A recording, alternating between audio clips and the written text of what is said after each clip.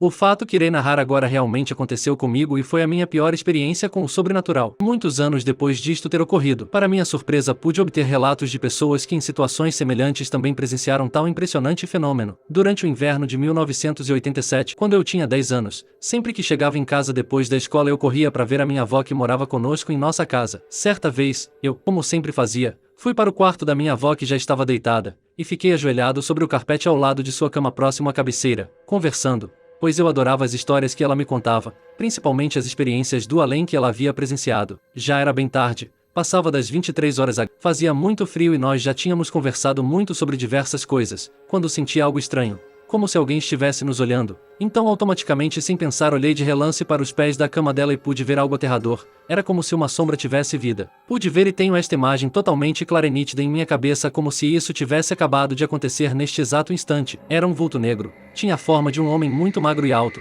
totalmente esquelético e ele parecia estar ajoelhado aos pés da cama com as mãos apoiadas na cama, nos observando e quando olhei para ele, foi muito estranho, pois ele demonstrou ter percebido que havia sido descoberto e imediatamente se abaixou e entrou embaixo da cama. Isso aconteceu em milésimos de segundos, mas foi o suficiente para eu dar um pulo para trás e ficar totalmente travado, tomado pelo pavor e sem reação alguma enquanto a minha avó, sem saber o que havia ocorrido, falava comigo. Eu sentia fortes calafrios e repetidos arrepios percorrendo por todo o meu corpo e não conseguia dizer absolutamente nada. Tentei olhar embaixo da cama, mas não consegui de forma alguma me mover, até que consegui balbuciar que estava com sono. Me despedi dela, apaguei a luz e fui para o meu quarto que ficava ao lado, deitei em minha cama, porém não consegui dormir, me senti perturbado e angustiado por aquela sinistra imagem a noite inteira. Apesar de ter plena convicção do que eu presenciei, tratei imediatamente de enfiar em minha cabeça de que aquilo se tratava de algo produzido pela minha imaginação e só. Quando o dia estava quase amanhecendo e eu começava a pegar no sono, por volta das 6 horas, despertei repentinamente com a minha irmã gritando pela casa,